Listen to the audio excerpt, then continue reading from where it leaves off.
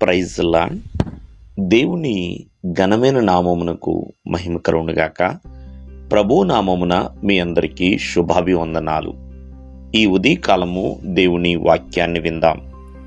అపోస్తుల కార్యములు 11వ అధ్యాయము 23వ వచనము. అతడు వచ్చి దేవుని కృపను చూచి సంతోషించి ప్రభువును స్థిర హృదయముతో హత్తుకొనవలనని అందరినీ హెచ్చరించెను. ప్రియమైన వర్లరా, ఇక్కడ అతడు అంటే భక్తుడైన బర్నబా అండి. ప్రియమైన వర్లరా, బర్నబా యొక్క పేరు హెచ్చరిక, అంటే హెచ్చరిక పుత్రుడు అని పిలుస్తూ ఉంటారు. మరి తన పేరులో ఉన్న అర్థము ఆ అంతియొక్కలో ఉన్న సంఘమును హెచ్చరిస్తున్నాడండి. ఏంటంటే దేవుని కృపను బట్టి అతను సంతోషిస్తున్నాడు. ఆ ప్రభువుని స్థిరమైన హృదయముతో హత్తుకొని ఉండండి అని అందరినీ తను హెచ్చరిస్తున్నాడు. ఎందుకనంటే శ్రమలు, వేదనలు, దుఃఖాలు కలిగినప్పుడు మనిషి ఆత్మీయ జీవితంలో ఒక్కొక్కసారి స్థిరత్వాన్ని కోల్పోతూ ఉంటాడండి. ఆ శ్రమల గుండా, శోధనల గుండా వెళ్ళిపోతున్నప్పుడు స్థిరమైన విశ్వాసం కాస్త అల్ప విశ్వాసంలోనికి మారిపోతూ ఉంటుంది.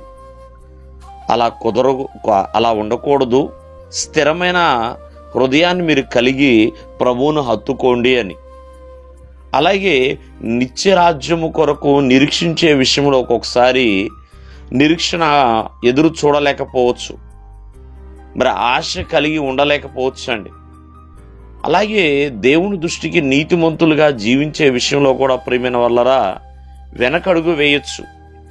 ఇలా కొన్ని విషయాలలో మరి ఒకరిని ఒకరు హెచ్చరించుకోమని దేవుని యొక్క వాక్యం కూడా సెలవిస్తుందండి. భక్తుడైన బర్నబా అలా అక్కడ అంతియొక్కలో ఉన్న వారందరినీ కూడా హెచ్చరిస్తున్నాడండి.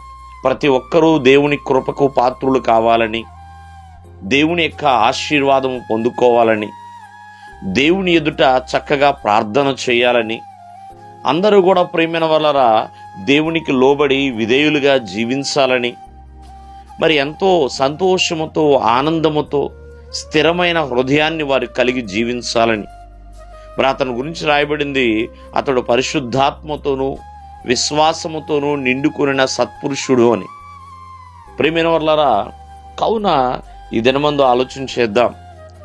మరి ప్రతి ఒక్కరూ కూడా ప్రభువును హత్తుకునేటప్పుడు, ప్రభువులో జీవించేటప్పుడు, ప్రియమైన వల్లరా ప్రభువుకు దగ్గరగా ఉండేటప్పుడు ఒక స్థిరమైన హృదయాన్ని మనం కలిగి ఉండాలండి. మానవ జీవితంలో ఎన్నోసార్లు అపవాది దేవునిలో ఉన్న, నీలో ఉన్న స్థిరత్వాన్ని పాడు చేయడానికి చూస్తూ ఉంటాడు. ప్రియమైన వల్లరా స్థిరమైన మనసును కాకుండా చంచలమైన మనసును నీలో పుట్టించొచ్చేమో. కావున ప్రతి ఒక్కరూ కూడా స్థిరమైన హృదయంతో దేవునిలో జీవించాలని బర్నబా హెచ్చరిస్తున్నాడు. దేవుడు మిమ్మల్ని ఆశీర్వదించును గాక. ఆమేన్.